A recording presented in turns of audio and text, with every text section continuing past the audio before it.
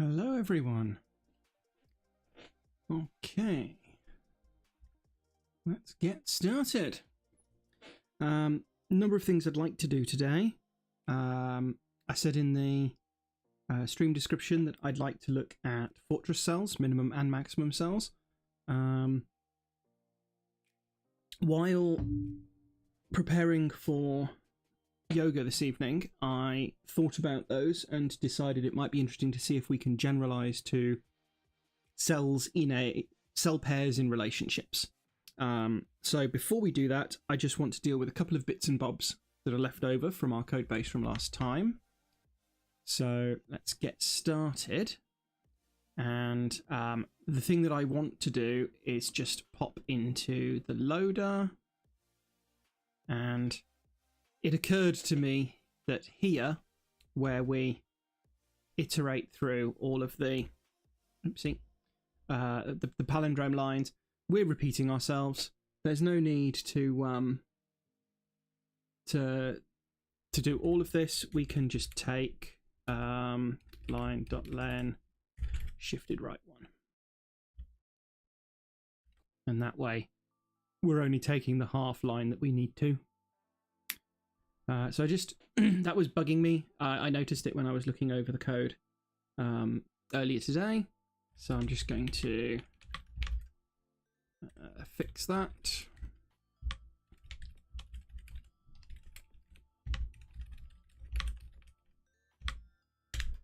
There we go.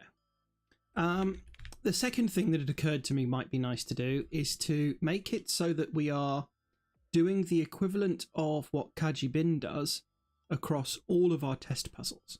So at the moment, we load the puzzle, we build it, we solve it, and then we check that the solutions match. This is great.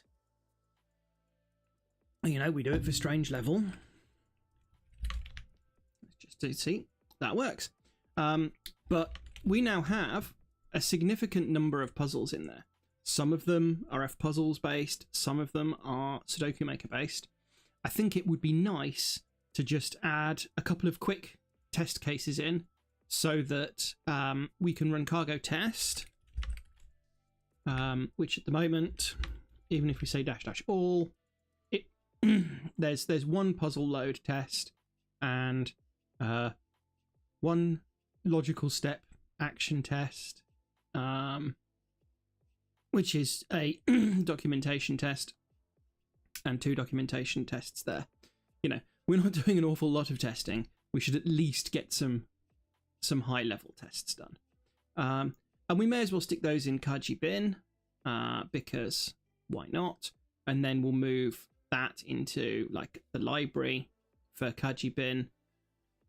So what I'm going to do is make a new file here, which I'm going to call lib.rs.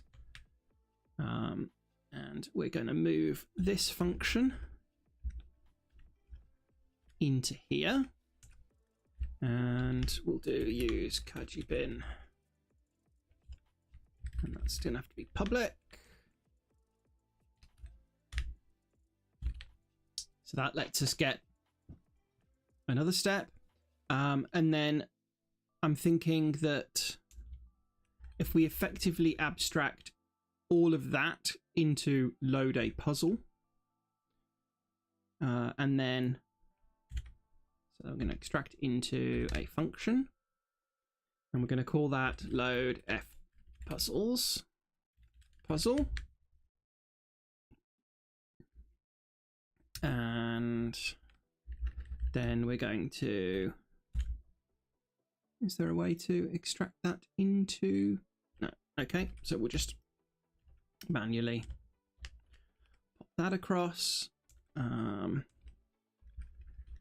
So we're going to use, instead of load sample, it's going to be load fpuzzles puzzle. And then here, that's going to be public. That doesn't need to be anymore. And let's just start fixing up all of these dependents, all these imports that are missing. Import puzzle data, qualified puzzle, import puzzle builder, import f puzzles data. So we're getting somewhere, but we probably want to tell it which puzzle to load. So we're going to go puzzle name as str, and this is going to be format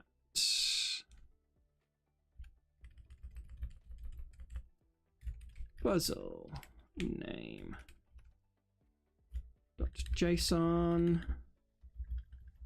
and that probably needs to be a borrow, and I'm probably missing another close paren. So that gets us to the point that we've loaded the puzzle. Let's get rid of all of the imports we don't need. And what's our complaint here? We need to pass in a name. So the puzzle that we were just doing is strange level. So let's just cargo run and check that that's still working. It is. So the next question is, can we abstract a bit further? For this, do we want to? Probably not. Instead, let's think about how we want to write some tests. I'm going to add a dev dependency of rs test. I'm not sure, actually. Should we find out whether it's possible to do that with cargo add? So we want to specify, let's see. It's not a private dependency. Is there a way to say it's a dev dependency? Source section, yes. Okay, so we can go cargo add -p kaji bin --dev rs test. Wow, that's a lot of dependencies. Fun and games. Okay. Rs test is a library which lets us write multiple test cases in a nice little way. Let me show you.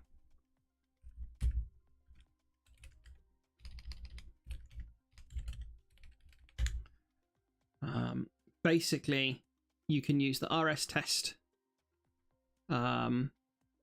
attribute, and then this is the example that I want to show you. We can add cases that enable us to write one test that has multiple cases. So in this context, we can write a case for each puzzle that we want to do, and rs test will generate effectively a fresh test case each time. So let's do that.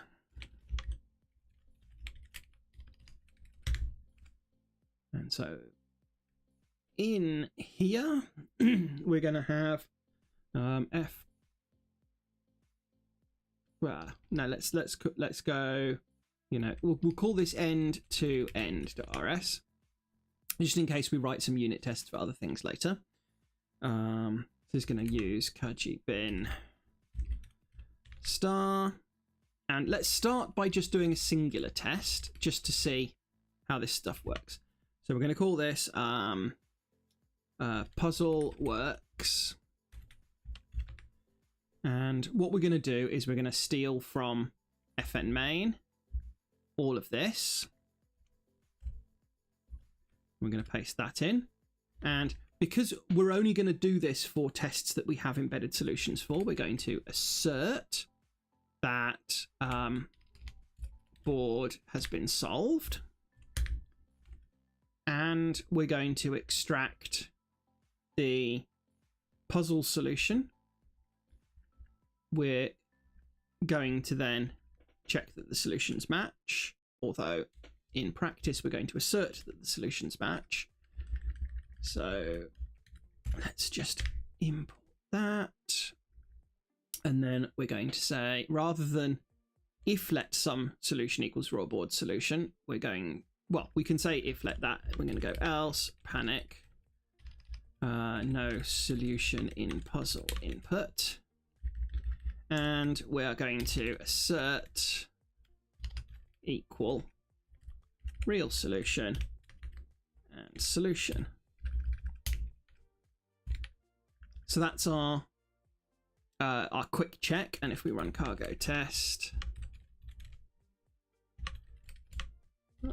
just do that. That's fine. Then puzzle works, succeeded. So this is our sort of pre-RS test effort.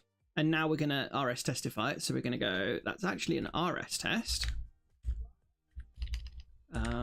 And we're going to have a case of strange level.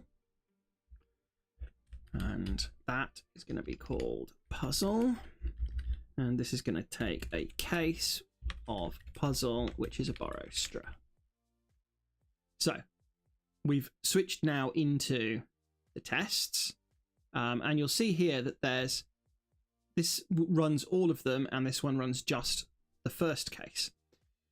RS test does let us name the test cases. So again, if we take this and we scroll down to our test cases, how do we name them again? Let me remind myself. Case derives parameterized test.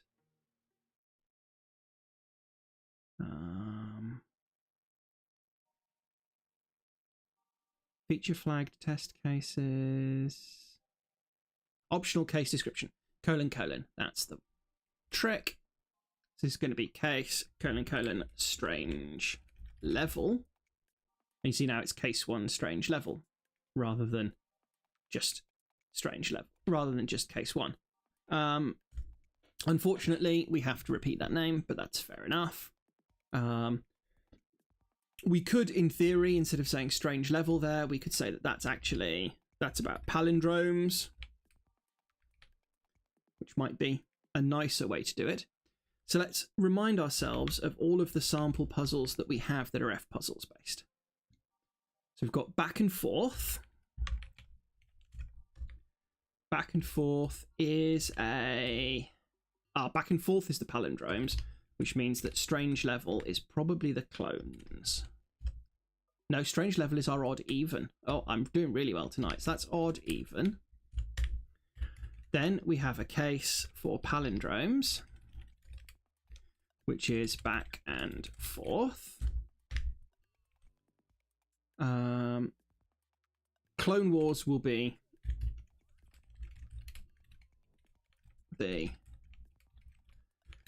clone cells. Then joined up thinking. Does anyone remember what that one is? Joined up thinking is disjoint groups.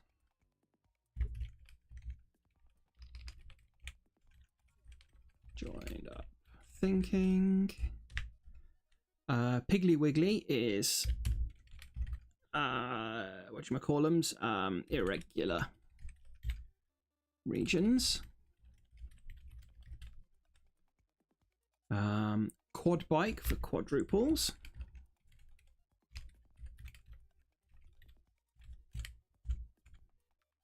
We've done strange level. Wormhole 6 stream.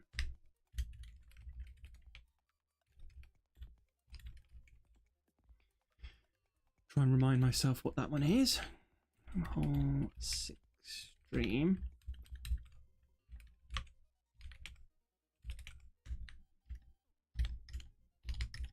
It's the positive and negative diagonals is wormhole 6 stream. Diagonals. So that's all of the F puzzles that we have been experimenting with.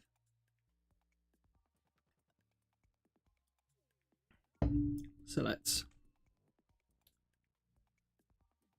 do the test, and at least we haven't broken anything. All of those still work.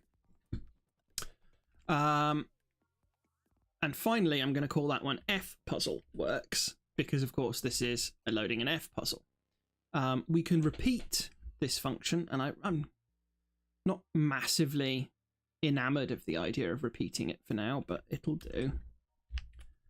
And we'll call this one Sudoku Maker Puzzle. Works. And this, instead of loading an F puzzles puzzle, is going to be, oopsie, I can type today, is going to be load Sudoku Maker Puzzle, and we're going to have to do that in here, so copy, paste, and the Sudoku Maker Puzzle, raw Sudoku Maker data.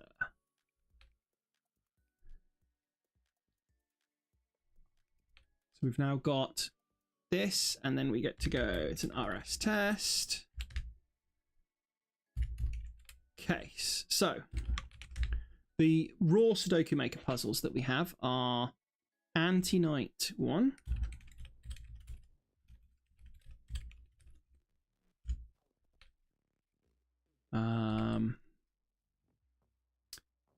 Puzzle 1 and Puzzle 2. Do we remember what they need? I don't off the top of my head.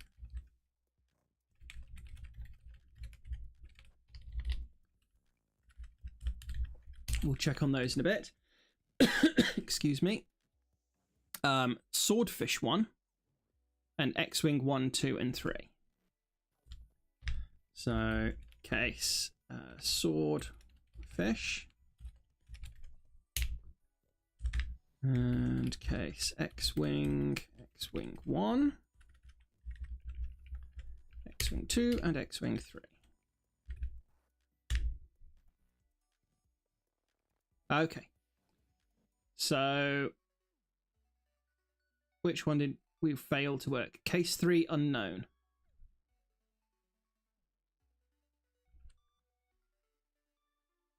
Is that the only one that fails? Case 1, case 2, case 3 unknown is puzzle2.json. Do we remember what puzzle2.json is all about? I don't think I do. So let's load that into our main thing and have a look.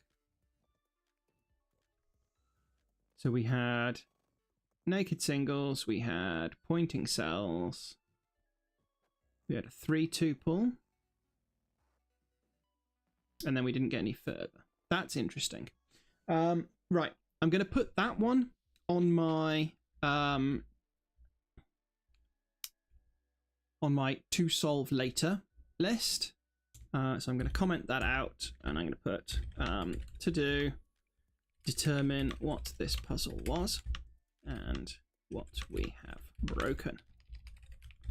And what I'll do is I'll go back in stream history, unless one of you desperately wants to, and I'll work out why that doesn't work. Otherwise, we're good, and all of our sample puzzles work.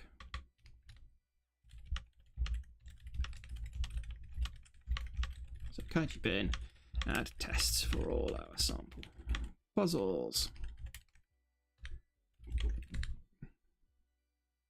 Okay. So those were the two trivial things that I wanted to do, namely fixing the teeny tiny bug and then thinking about testing. What I'd like to do next, therefore, is have a think about doing a puzzle that involves some adjacent cell logic. So I'm going to switch us to a 6x6 and talk us through a little bit, and then we'll decide which adjacent cell logic we're going to have a play around with. So if we look in the constraint tools, odd and even with singular cells, thermometers, palindromes, renbands, all these whispers and lines and things are all larger than 2-cell, or at least could be larger than 2-cell activities. But differences, ratios, and XV, as well as the non-consecutive constraint, are all things that relate to a pair of cells. In addition, the minimum and maximum constraints, if I show you like a minimum constraint, what this means is that this cell is less than those four. But again, we could treat that as that's greater than that, that's greater than that, that's greater than that, and that's greater than that. So they could be pairwise operations. Now, I'm not sure if that's enough logic, because obviously, you know, if that minimum were actually there, then that is not just less than that, and less than that, but it is in fact less than all of those simultaneously. I just don't know if we'll need that. And regardless, you know, if we pick our xv and we stick an x there, then we have a relationship there, which is the sums to 10 relationship. If we go for a ratio dot, we have a relationship there, which is a one of these is twice the other relationship. If we have a difference dot, then we have, again, we have a one of these is one more than the other, although differences can be different to one. And if we tick non-consecutive and we tick, oopsie, for goodness sake, you know, there's negative ratio and there's negative xv, all of these constraints can be negated. And so what I'm thinking is that we're going to end up with a rule which is consecutive pair relationships, and that deals with all of difference dots, ratio dots, total sums, and greater than, less than relationships. And you know, this is true even if, for example, someone wanted to have a greater than relationship like that, for example. That would have to be encoded such that that relationship made sense. I'm not sure if fpuzzles has a way to encode that, but we don't need to worry about that for now. So this is our goal, is to kind of describe all of these different relationships generically, if at all we possibly can. All of these things relate to values, though. So they're all about pairs of values. And, you know, reducing cells based on that. So we're going to have our work cut out. I have no idea if we're actually going to get through this or not. But we'll see how we do. So let's start by trying to sketch out what that might look like in our rules. Specifically in our puzzle data. So this is, I'm going to call this consecutive pair relationships. So these are pair relationships. And this is a Sudoku grid rule pair relations data. That's horrible, horrible name, but there we go. And off we go. We're going to derive debug and default for Sudoku grid rule pair relations data. And basically we're going to have a series of row column pairs with a relationship. And we're going to have global negative constraints. So let's go with the negative constraints are, that we know of at the moment, non-consecutive. We're going to have anti-black dot,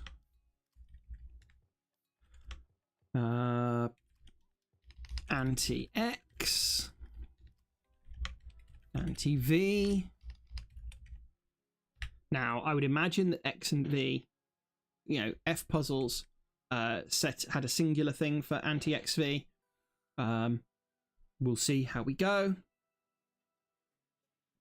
So non-consecutive, anti-black dot, anti-X, anti-V. I think those are all the negative constraints. And then we're going to have cells which have an explicit relationship. And that's going to be a vector of Sudoku pair relationship. And where's Sudoku pair relationship going to come from? It's going to come from the constraint that we define. You know, we've used Sudoku grid as a way to pull in information. We can do the same here, a Sudoku pair relationship. And that's going to be a rule, I think. There will eventually be constraints, but let's define first of all with the rules. So pub mod cell pairs. And we'll create that. Cell pair relationship rules. Pub struct cell pair. No, Sudoku pair relationship. I'm going to call it raw, because this is data that will have to be converted by the rules. Which means actually I'm going to move it out of here because I'm doing so well, but you know. So raw Sudoku pair relationship, derive, debug. And here we're going to have one based row and column, cell A,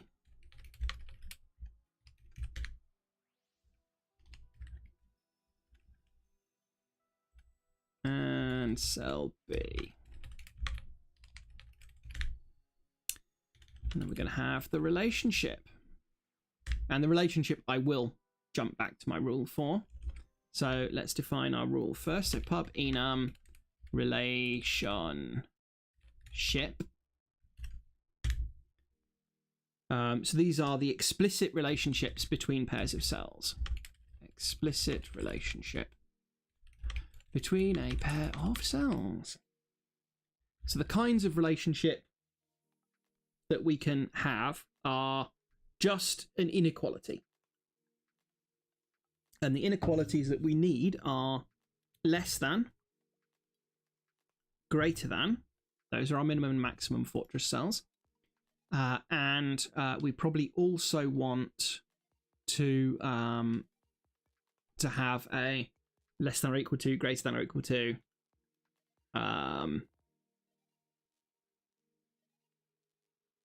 Yeah. Let's do that. Okay, so inequality, which takes an ordering. Let's just remind ourselves what's in an ordering. We've got less, equal, and greater. That's not quite what we're after. Is there anything that does what we're after? I doubt it somehow. So we're going to go... Ooh. Because the thing about these is that they're sequenced. So A greater than B. All of the others are not sequenced. I'm just going to go inequality less than. In fact, therefore, let's not bother with inequality. Let's just say less than. Less equal. Greater equal. Greater than. Difference. I32. Ratio. I32. Sum. I32.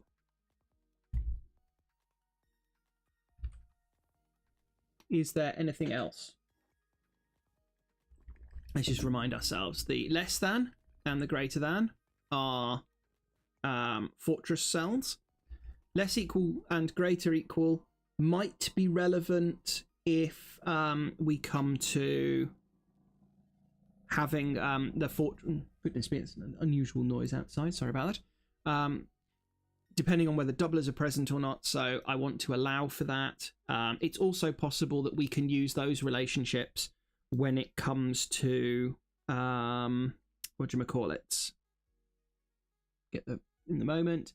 Thermometers and slow thermometers.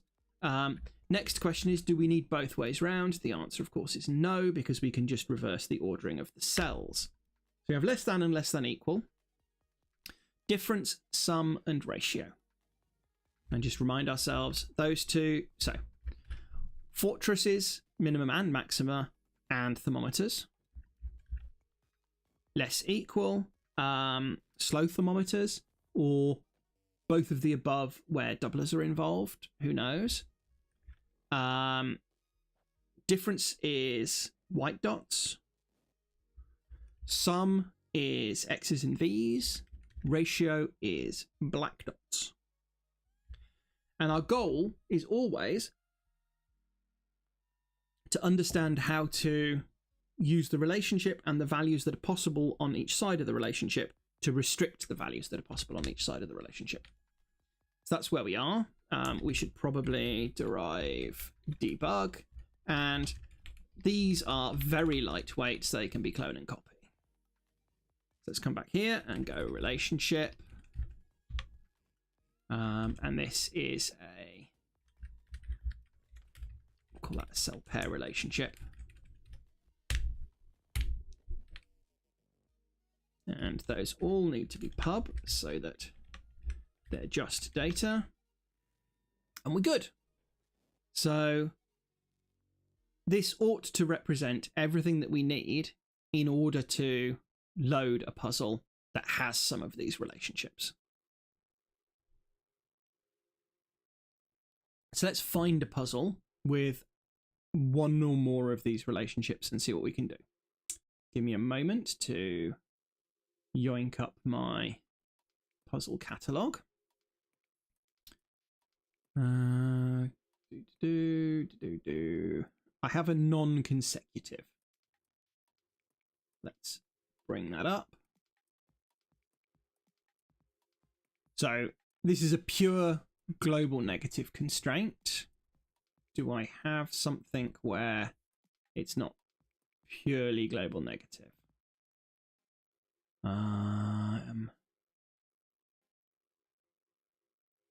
Killer, thermo, regular, little killers,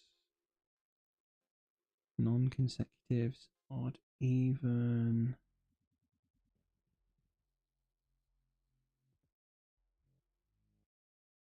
Do you know, it doesn't look like I have any in my main puzzle catalogue. Do I have any in the Advent Sudoku?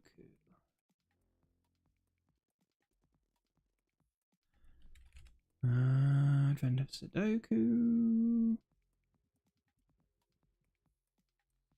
Cages, thermometers, quadruples. Arrows. Clones. Irregulars. There's an XV puzzle. Let me pull that one up as well. So I have an XV which does not have a global constraint, and I have a non-consecutive which has a global constraint. Let's make both of those. So step one is to program one in. And it's a 6x6, and it has the given digits 2 and 2. It's an incredibly complicated puzzle. So we have an X there and a V there. We have an X there and a V there.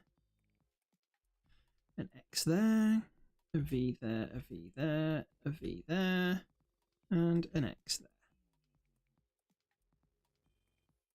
That is the entire puzzle. Let's just check that it has a solve path? It does. I'm going to assume that that's all good, so let's save the solution, clear that out, and rename it, because it's important that we know these things. So this one is called finger counting. And while we're at it, let's write the other one. I don't know why I did that as a new window rather than a new tab. New grid 6x6. Given digits are a little bit more this time. We have a 4 and a 3, and a 2 in the corner, and a 4 opposite it. And the global non-consecutive constraint. That solves. Save the solution. And this one is called Our Lady of the Adjacent. Confirm. Okay, so let's capture these as their JSON. And then we'll look into how they operate. So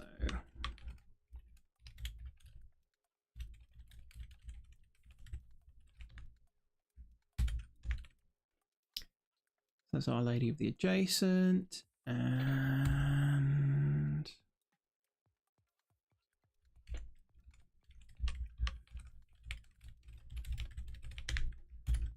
there's finger counting. Finger counting, we can see there's XV, which is a list. Each entry in the list has 2 cells and an X, or 2 cells and a V. So we know how to load XV now. And in Our Lady of the Adjacent, we just have non-consecutive true. Okay, so let's program that into our puzzle. I'm just going to pop that over to my other screen so it gets out of the way. Here we go. Kaji loader. F puzzles. So, step 1. We know that we have default of non-consecutive as a boolean, and we're going to have a default of xv, which is a vector of f puzzles xv pair, and let's come and write that down, which is going to be here. Pub struct f puzzles xv pair. So we've got cells, which is an f puzzles cell ref f puzzles cell ref tuple. I think that's fair to say. We'll find out pretty quickly if I'm wrong. And then, if you remember as well, we had value, which was either X or V. So I'm going to go... I can't be bothered to be more complicated than this for now. I'm just going to say it's a string, not derive. And we'll see where we get from there.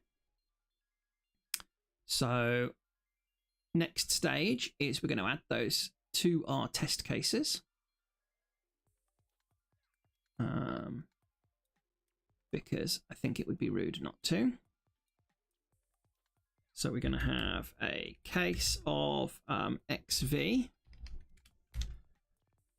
called finger counting, and we're going to have a case of non-consecutive called Our Lady of the Adjacent. And at the moment, they're not going to load. Or, well, they'll load, but they won't know what to do with their data. One thing we can do is we can tell Serde to not load a puzzle if it doesn't know what to do with the data. But we'll worry about that later. For now, let's write the conversion. So the conversion says rule grid dot rules mute dot pair relationships dot non-consecutive is equal to val dot non-consecutive. That's a simple transfer, boolean to boolean. Then we're going to go for xv pair in val dot xv. We now want to insert, dependent on the value, the right relationship. So rel is equal to if xv pair dot value is x,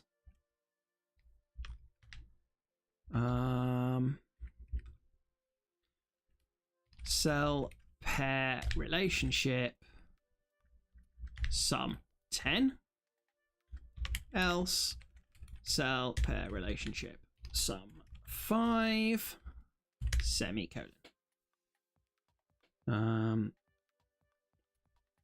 Grid rules mute pair relationships push raw Sudoku pair relationship. Cell A is xv pair dot cells dot 0, which is the first cell, dot row xv pair dot cells dot 0 dot column. Cell B, let's just steal that and change those to cell 1, and relationship is rel. So that pushes in the xv pairs, and that deals with the non-consecutive rule. So that should do all the conversion that we need. Obviously, if we cargo test, then both of those puzzles are going to fail because they don't know how to solve, and that's fine.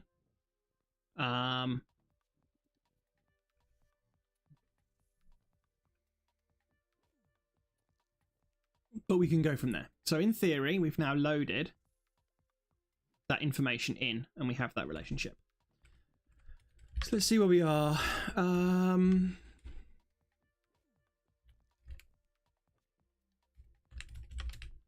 So Kaji rules, add pair relationships to raw data.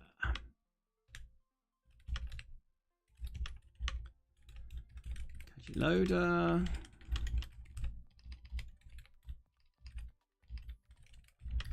Load xv and non-consecutive rules in fpuzzles data.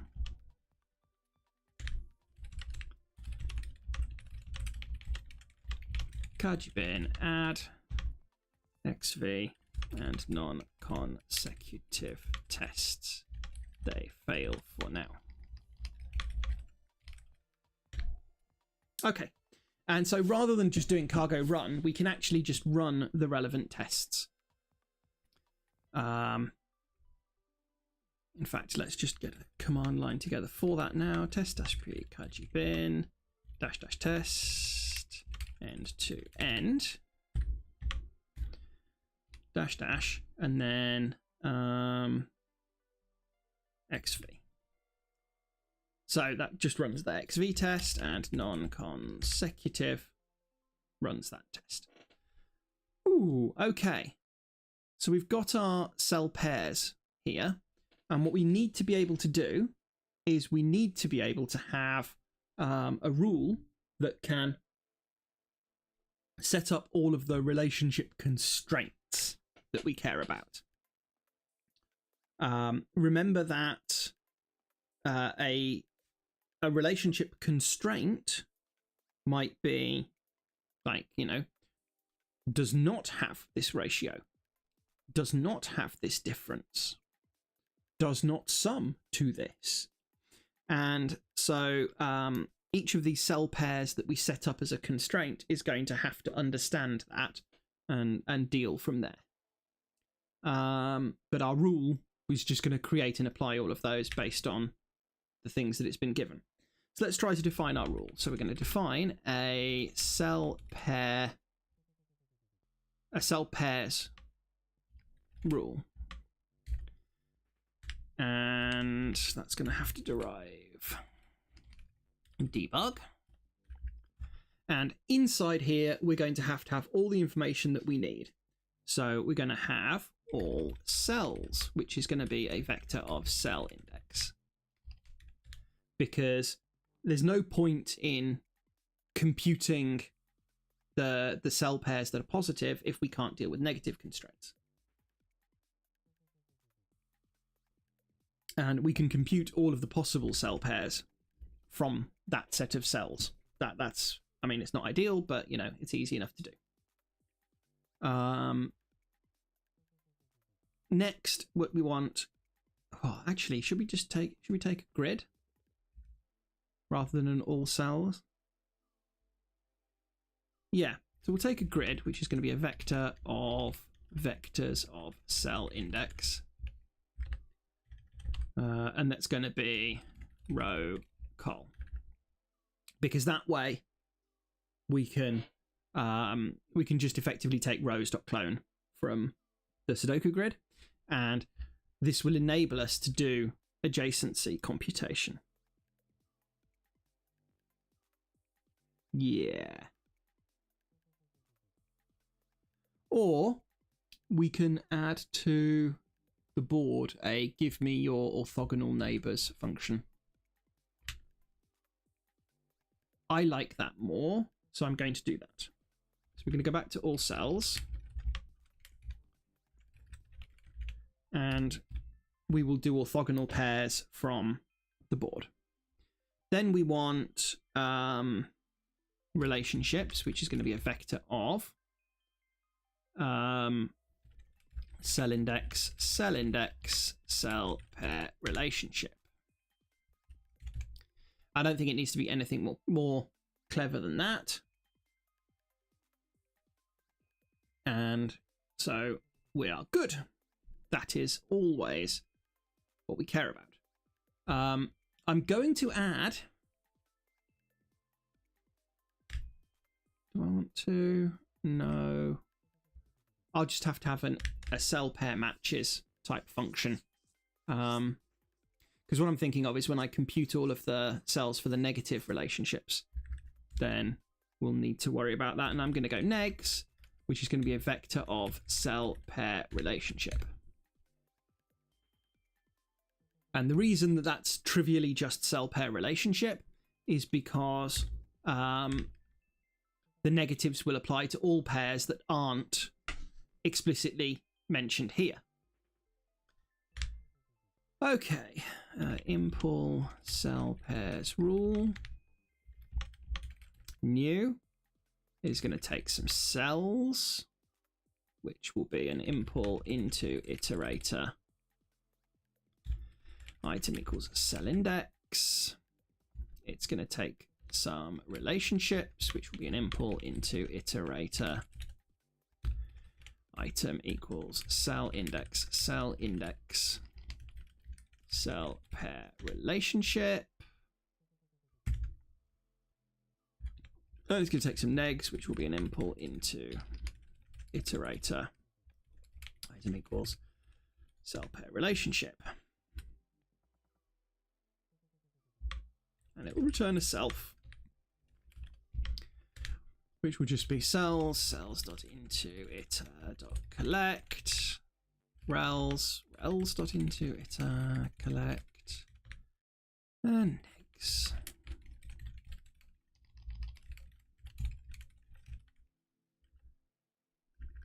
And finally, we're going to impl rule for cell pairs rule. And we get our apply for the puzzle builder. So, what do we need to do? Basically, we're going to construct constraints that represent each of the relationships that exist. Then what we're going to do is, if there are any negative constraints at all, we are going to compute all of the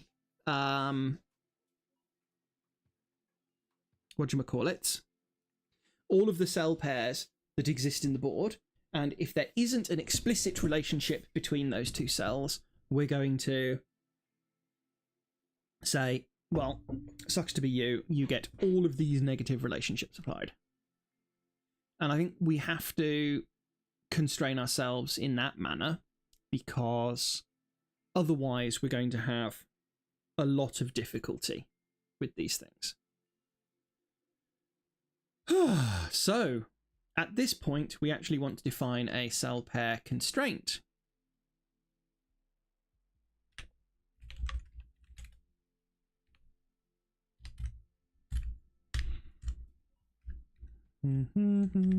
Pub.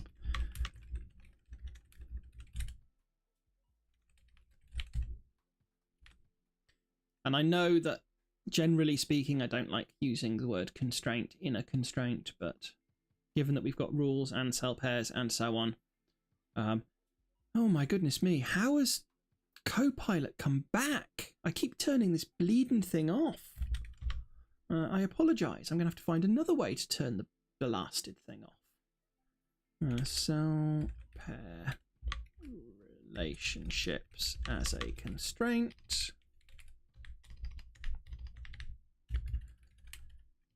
Debug pub struct cell pair relationship. No, cell pair constraint. Good. And that has cell A, cell B, and the relationship.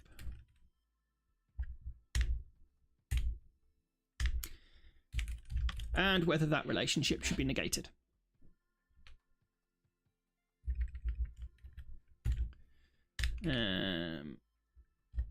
Let's import cell pair constraint. New.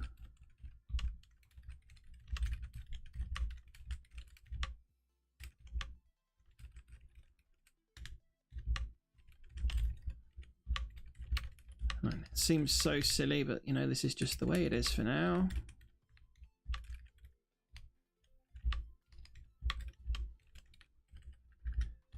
Import constraint for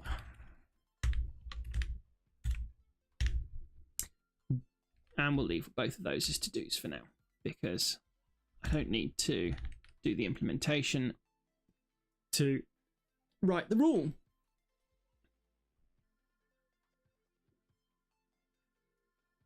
So, step one, create constraints for all the rels. And I'm going to go let mute used pairs equals hash set new. And what I'm going to do is, every time we create a constraint for that for a relationship between two cells, I'm going to insert those cells into used pairs, so that later when we come to find all of the orthogonal pair relationships that exist within the puzzle, we can skip ones that we've already found that we've applied anything to. So here we go. Step one, create all the constraints for rel in self.rels. And in fact, that can be borrow cell A, cell B, and relationship. And trivially, we can do used pairs, insert cell A, cell B,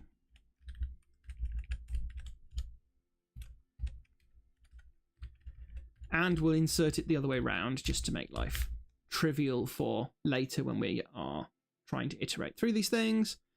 And then, because the ordering does matter, we keep them in that order, and we do builder.add constraint, cell pair constraint new, cell A, cell B, relationship not negative. There we go. So that's created all of the constraints. If negs.is empty,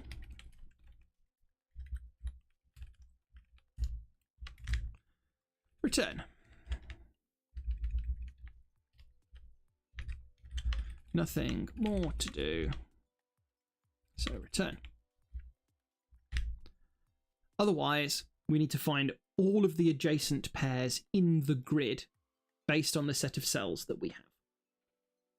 And I'm going to defer that to the puzzle builder, and the puzzle builder will defer it to the puzzle, because we might care about this thing later when we're trying to do things that are perhaps less easy to do in this fashion. So I'm going to go for cell A, cell B in builder dot orthogonal pairs, passing it self dot cells. Now, orthogonal pairs doesn't exist, so let's generate that method. So we're in the builder, and it's going to return an impl iterator item equals cell index,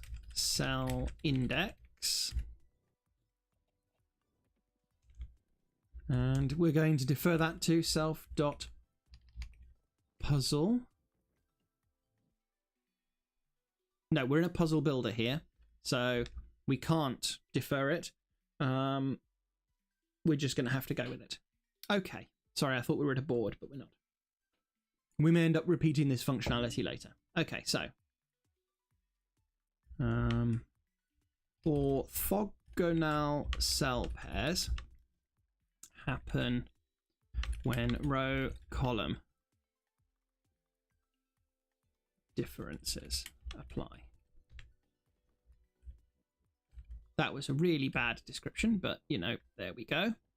Do we remember when we did it's going to complain that it's not an iteration, but that's fine. Remember when we did the anti-offset rules? So if you remember the anti-offset rules, we had I32s and so on. And then we got cell info and we converted those to I32s. And then we did as U sizes, and we accepted that because a negative I32 converted to a U size ended up being some absolutely goram enormous number. We're going to go with that. So we're going to go let mute. We're going to go let offset equals -1 0 0 -1 1 0 0 1. So those are just the orthogonal directions, i.e. one row back, one column back, one row forward, one column forward. We're going to go ret is a hash set new. And just because I really want to be explicit here, this is a hash set of cell index, cell index. And we're actually going to return ret.into-iter so that we can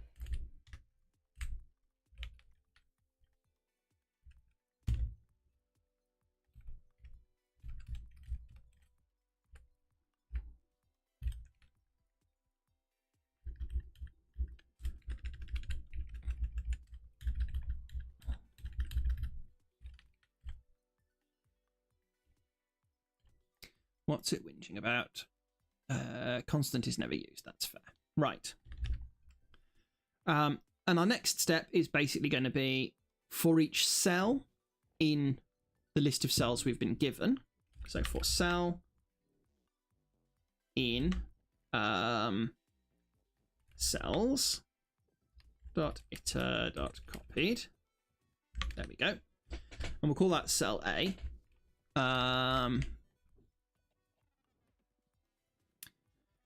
We're going to go let row A, let info A equals. So how do we get the cell info for the current cell? That's just self.cell info cell A. Row A equal info A dot row. Row B is info A. I'm good at that. Row B instead of column A. Never mind. Column A is that. And then what we're going to do is we'll convert those to I32s. And we're going to try and iterate through these things. For row offs, call offs in offs. Row B is row A plus row offs. Row call B is call A.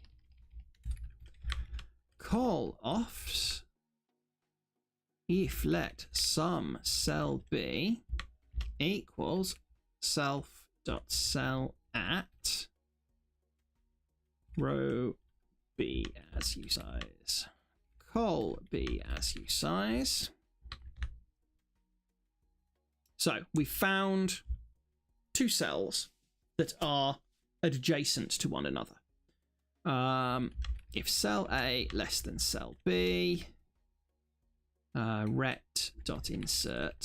cell A cell B, else ret.insert cell B cell A.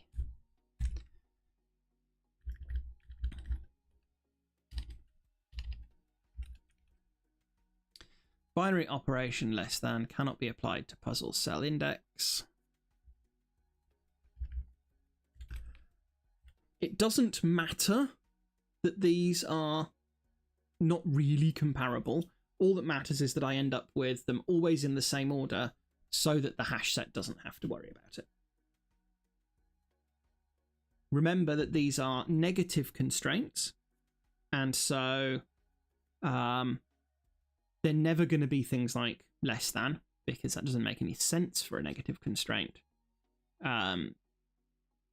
So it doesn't matter the ordering, because they're always going to be unordered operations. That should get us all orthogonal pairs.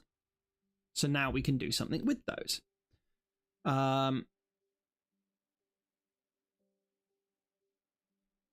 What we can do here is we can say if not used pairs dot contains cell A cell B. So we know that there isn't an explicit connection between these two cells. For neg in self.negs, builder add constraint cell A cell B start neg true.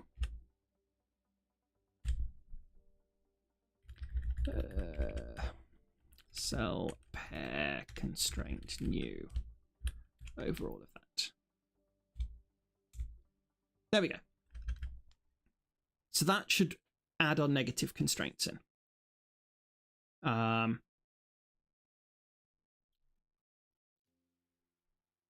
So before we go ahead and implement our cell pair constraint, let's teach the Sudoku grid rule how to add all of the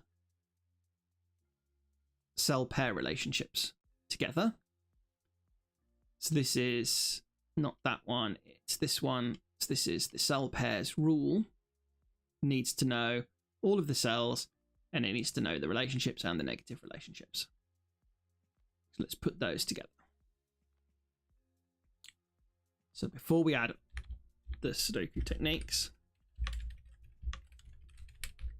let's have cell pairs rules, e.g. xv et al.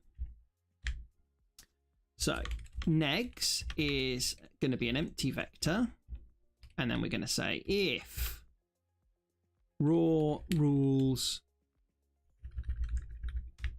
I tell you what, we're going to go let rels equal borrow raw rules pair relationships. If rels dot non-consecutive, negs push cell pair relationship difference 1. That's non-consecutive. If rels anti-black dot, we're going to do a negative ratio of 2. Anti-v, a sum 5, and anti-x is a negative sum of 10.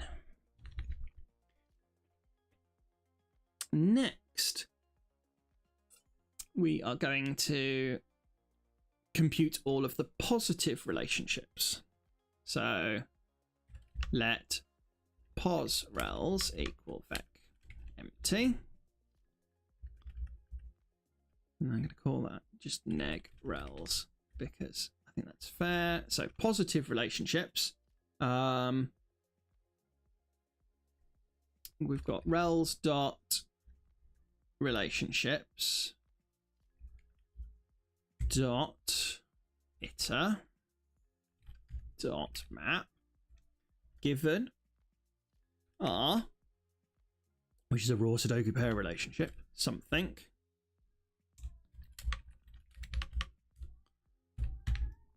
that's going to be an iterator, and then we can go Sudoku, no, sorry, cell pairs rule new, which takes a copy of all of our cells. So that's going to be cells iter copied. It takes all of the positive relationships and it takes all of the negative relationships. And we apply that to the builder. And that, of course, isn't happy because of this.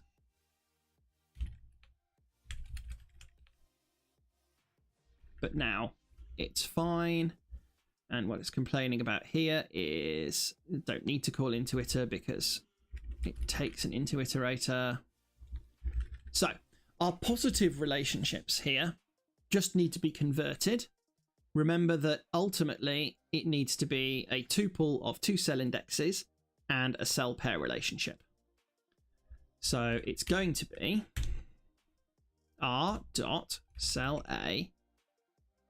So it's going to be rows r dot cell a dot 0 minus 1, r dot cell a dot 1 minus 1, r dot cell b dot 0 minus 1, r dot cell b dot 1 minus 1, r dot relationship. That's the tuple, and that is compiling. Ooh, goodness me. Okay.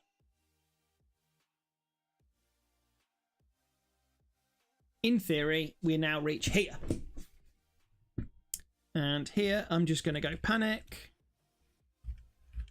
self, which is a little unfair, but it'll work. And difficulty for cell pair constraints.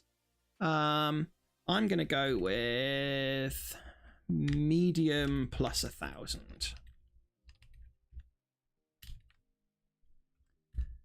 So if we run our non-consecutive then we panic, and that's fine. What's it whinging about? Things not being read, that's fine. And our panic is here. So we panicked with cell 6 and cell 12. Difference 1 should be negative. So this is our non-consecutive. Just one of these things, because remember that we put everything into a hash set. So it doesn't know how to deal with this right now. That's fine. Let's actually run our XV test. And that says cell 5 and cell 11 should sum to 10. And I don't know how to do that.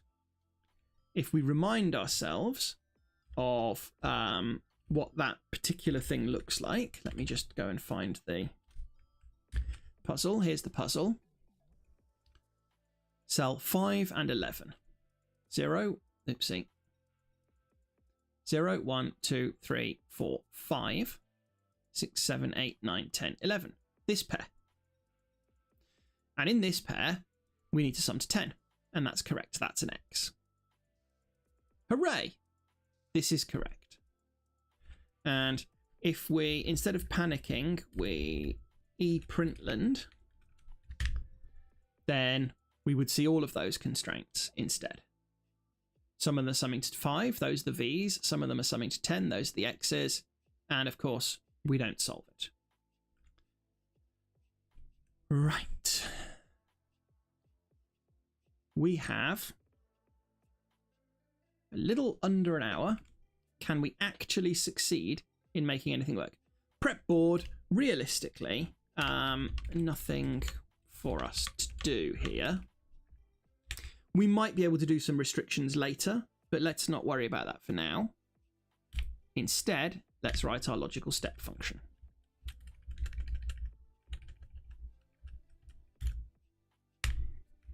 Now, do you remember about when we did odd and even and we were talking about values? The thing about values is that our cells could have multiple values and there could be multiple ways to make those multiple values. So the first thing that we want to do is we want to compute all of the values for cells A and B. So values A is state.cellValues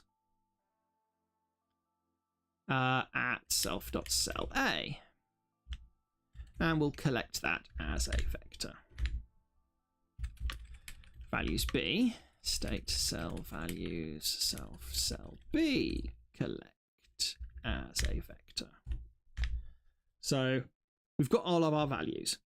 And now, essentially, our role is as follows. For each value A, if there is no value B which satisfies the relationship, eliminate it,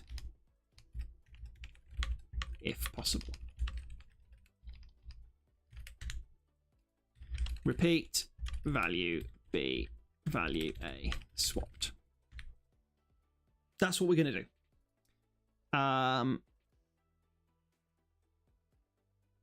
We're also going to need to work out how to name the connection between these cells, but for now that's good enough. And so what we're going to do is we will prepare an action and then we'll work from there. So we're going to go let mute action equals a logical step action. And the description we're going to give is rel between rel equals self.rel. And that's going to complain that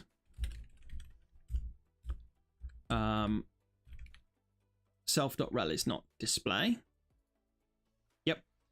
So let's teach how to work. So this is the cell pairs relationship. Let's impl format display for cell pair relationship. And here what we're going to do is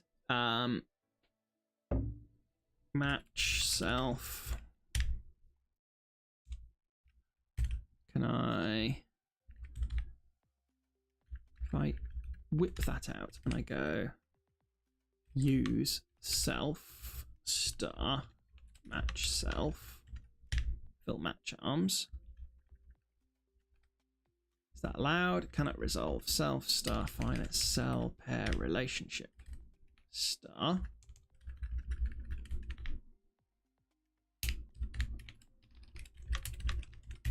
Yes, it is that clever. Excellent. So, less than or equal to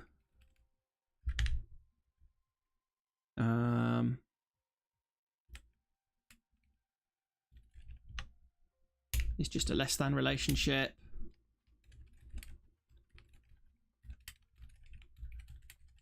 And that's a less than or equal relationship.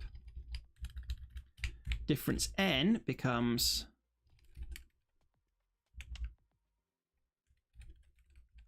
difference of n. Sum n becomes sum to n, and ratio n is ratio of n. Nice and simple. We can move on.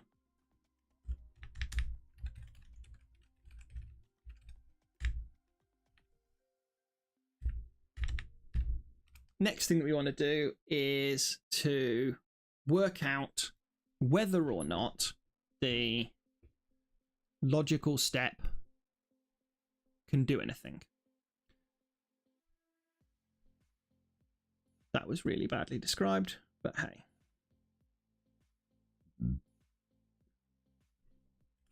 For value in value A.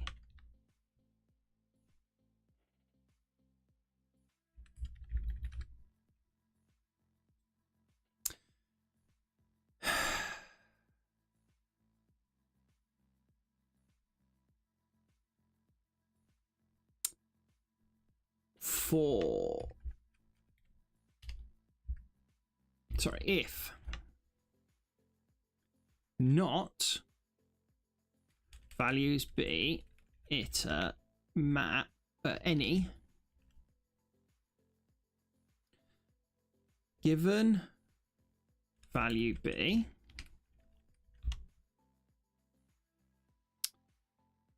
self dot rel dot satisfies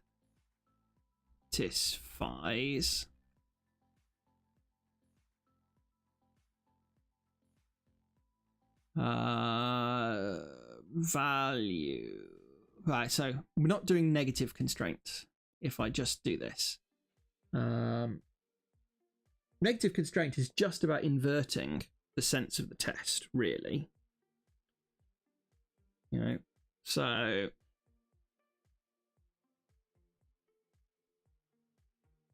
we can do is we can say self.rel.satisfies or satisfied value A dot value B dot value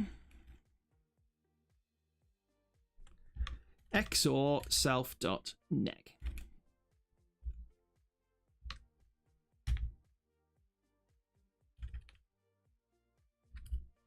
Missing another close paren? No? One too many close parens. There we go, and that's complaining that the satisfied method doesn't exist, which is fair. And we're going to add that in here. So we're going to go impl cell pair relationship. Satisfied takes borrow self, an A I32 and a B I32, and returns a boolean.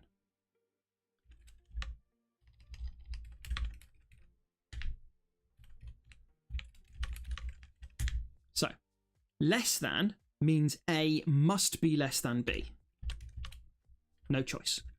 Less than or equal to means A must be less than or equal to B. No choice.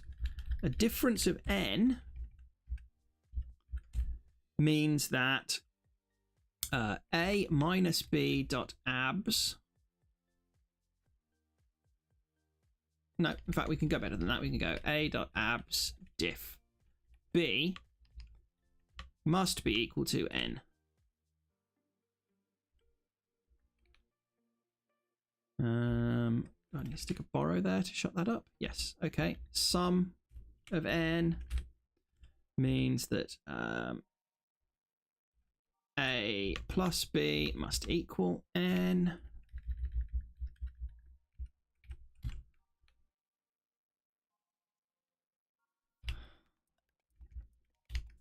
Just stick the stars there. Mismatched types. Expected U32. Oh, fine.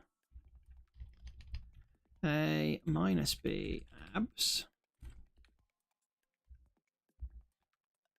And a ratio of n has to be that a is equal to b times star n, or b is equal to a times star n. Because obviously the relationships can be either way around. So nothing in values b satisfies value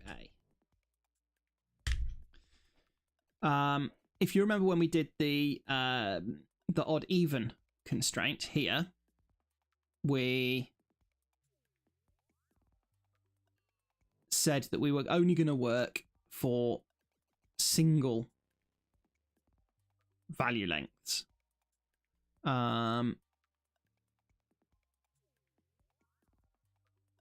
values.len is less than 2, there is nothing to do. Yes. And we said we would worry about making this better later. So I'm going to do the same thing here. I'm going to assert, in fact, that value a dot symbols dot len is equal to 1. Because I don't want to worry about the combinations yet. If value, sorry, if board, no, sorry, if state dot eliminate self cell a symbol value a symbols 0 dot changed, we're going to do something. So we need to finish describing this, and we need to do that by saying action dot push cells sum state dot cell info self dot cell a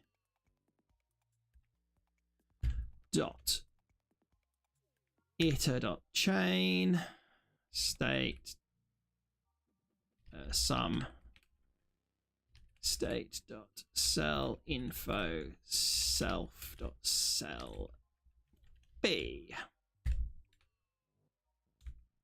Grumble, grumble, grumble. What's going on? Type mismatch. Expected borrow cell info. Found borrow cell info. Into iter. There we go. So that's pushed cell A and cell B into the description. So it's relationship blah between cell and cell. Action dot push str eliminates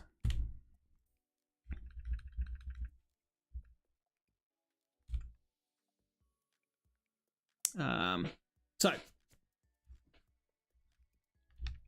gonna go let mute changed equals false if changed action push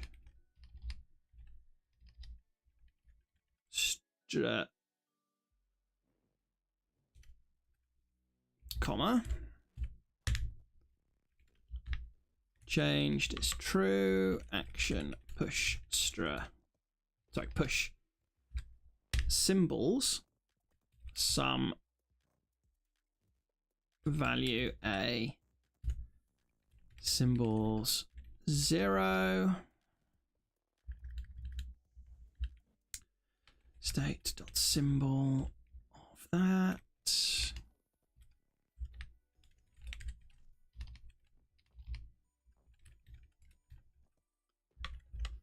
from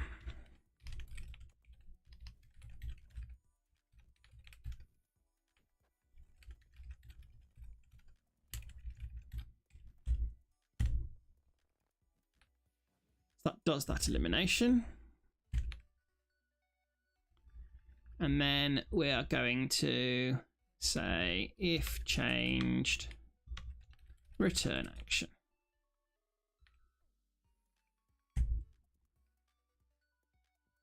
Now, in theory, we want to now flip this script and do the same for values B in the other one. Alternatively, we could just add the constraint the other way around, but no, I don't like that. Let's repeat that and say, okay, for value B in values B, if values A does not satisfy it, and we still need value A and value B to be that way around, nothing in value B satisfies value A. So we're going to assert that the value B symbol's length is 1, and we're going to eliminate from cell B value B from cell B. There we go. So that's that way around as well. How badly does this go? Haha! We have XV working. And we have non-consecutive working. There we go. That was, I think, pretty cool. Let's make Kaji main, or Kaji bin, sorry, run one of those. Not lib. Main. I'd like you to run. Which puzzle should we run?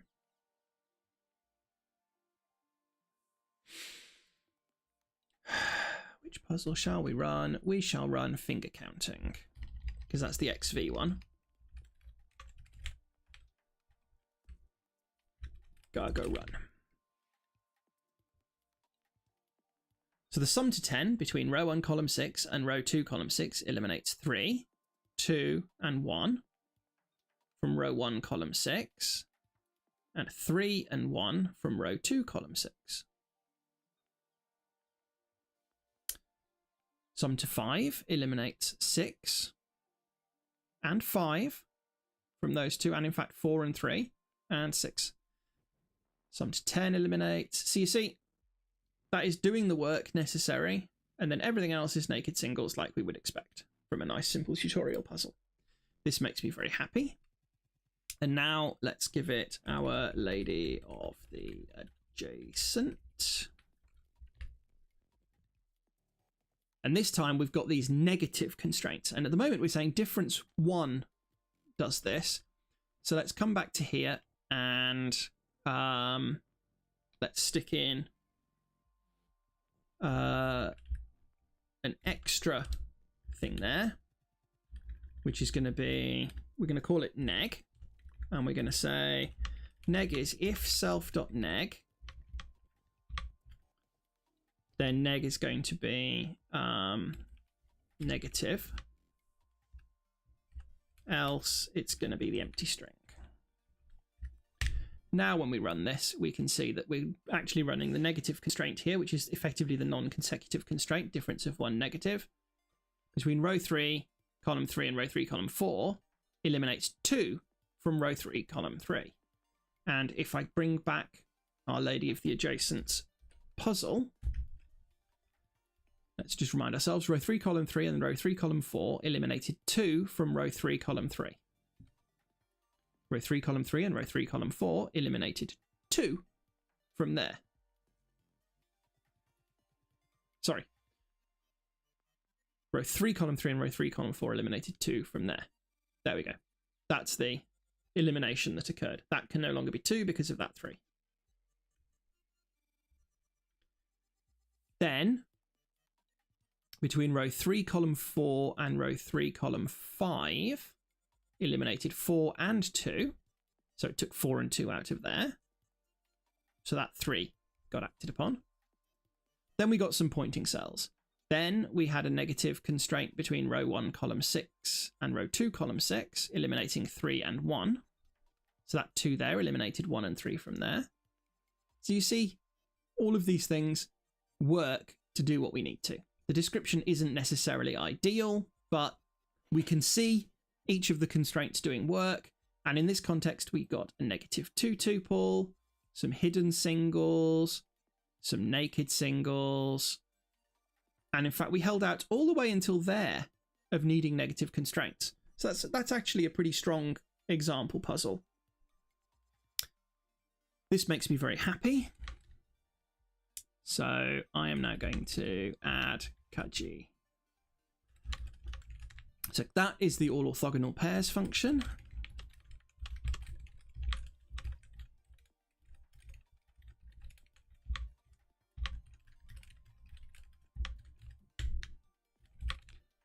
Then we have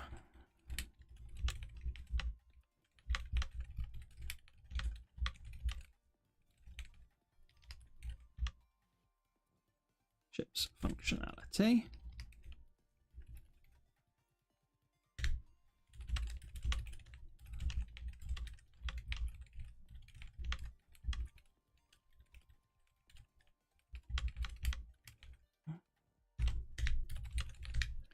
Right.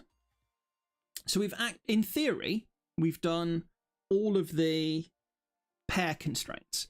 So let's actually see if we can find some puzzles for the other kinds of pair constraints. Let me please just give me a moment for me to look at my puzzle set to see whether or not I have a dots puzzle.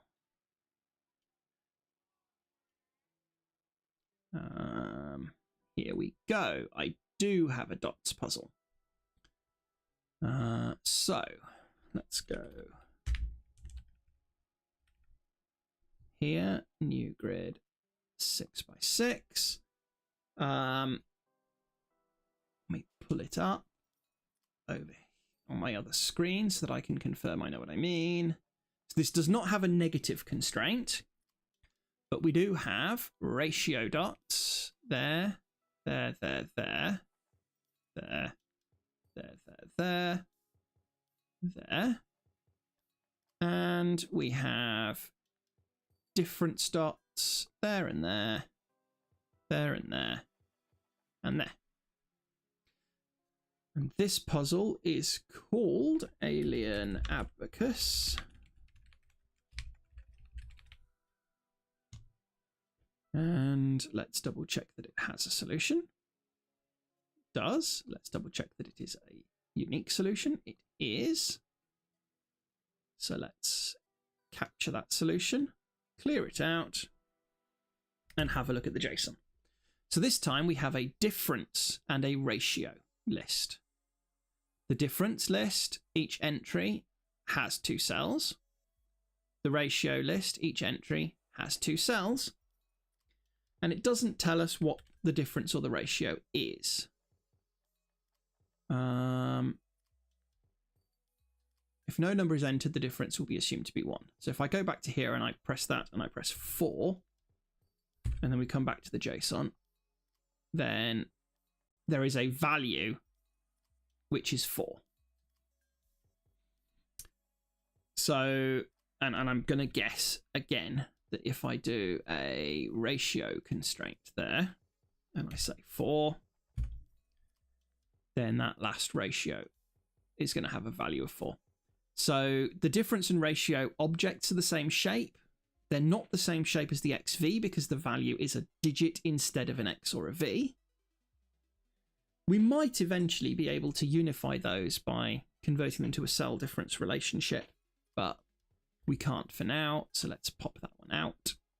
Let's regenerate the solution. Let's save that. Clear it. Grab it. This is alien abacus.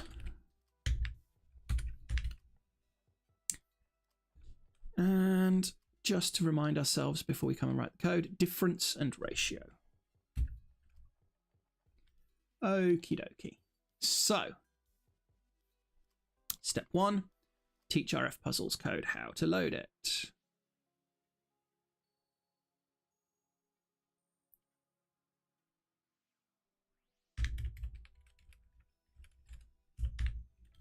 Difference, vector of F puzzles, ortho pair, and ratio, F puzzles ortho pair, and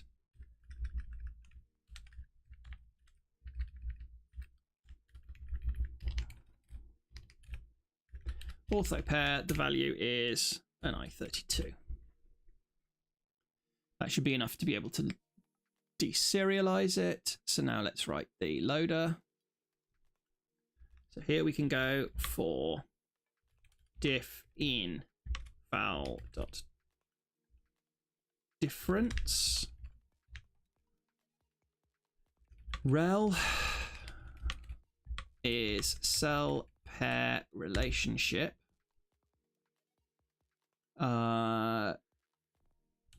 Actually, let me come back here. This is an option. So that way, if it's not present, we get a none. Difference. Diff dot value dot unwrap or 1. If there is no difference relationship, we'll put a 1 in. Grid dot rules mute.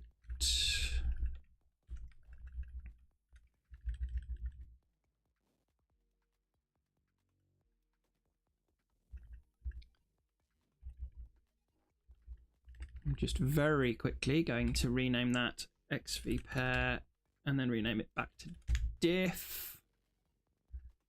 And I'm going to move that to here.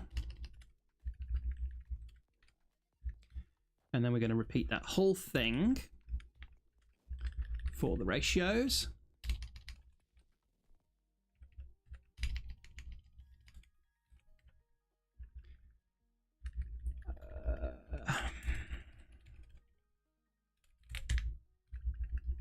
And this time, instead of a difference, it's going to be a ratio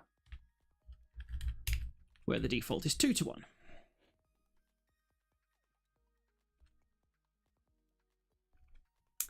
Okay, let's step 1 on the basis that I am not in the least bit convinced that this will work. Alien abacus. Find out how bad we are.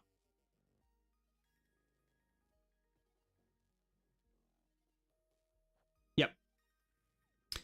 So this is insufficient. And this doesn't surprise me, because Alien Abacus is not a tutorial puzzle, and it relies on chains of these things being useful. So if I just bring this back, then one of the things, and let's just switch into solving mode, that Alien Abacus relies on is that this is an important construct. The only way that this works in 6x6 Sudoku is if that is a 2, and that's a 1 or a 4, and that's a 1 or a 4, which of course makes that a 1 or a 4, which then means that has to be a 3 and a 6, and therefore that's a 5. And if we come back to our solving thing, that 5 was discovered. Because essentially it eliminated 5 from all of those. And the same thing happened down here, and that 5 was discovered. What it didn't discover was that 2, or any of those 1-4s, or the fact that that's a 3-6 doing anything for us. Or maybe it did. It didn't discover the 2, let's put it that way, because we'd have expected to see a 2 there.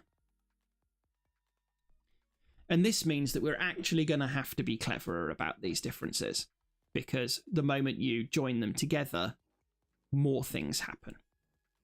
And, you know, that 1-4, well, if it was a 1, that would have to be a 2. It can't be a 2, so that can't be the 1, so that's got to be the 4, that's got to be the 1, that's got to be the 4. That means that's got to be the 1, that's got to be the 4, that's got to be the 1. That 4 means that that is a 3 or a 5, and it can't be the 5, so it's a 3, a 6. You get the idea. But because we couldn't do this connection, or this connection, we couldn't get that to be a 2, and so we didn't get to do the eliminations that we needed to do. I'm not sure how I'm going to make that happen without somehow discovering connections between things, or grouping stuff together. So, you know, if I could group together and say that I know that this cell has these 2 relationships simultaneously, then I could reason about that.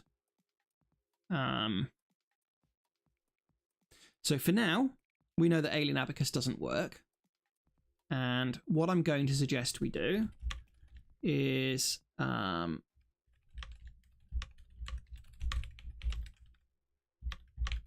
Kaji loader, load ratio and difference cells.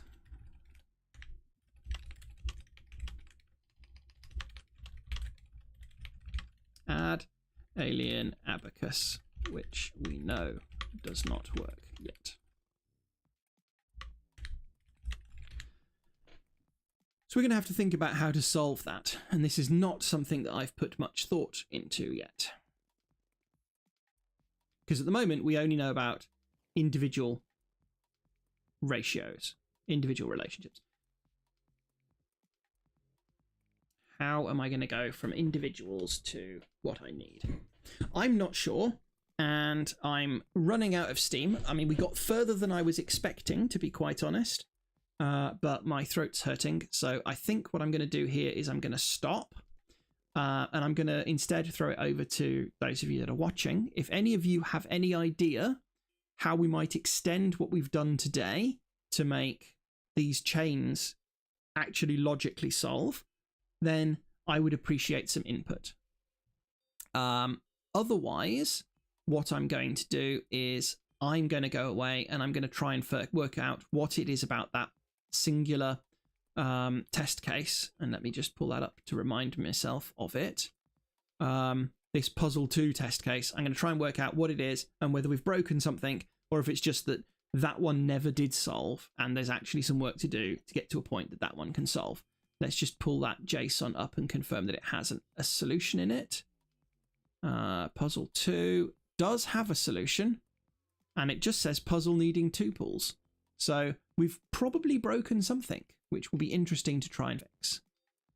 Thank you, everyone, for your time, and I will see you in the next stream.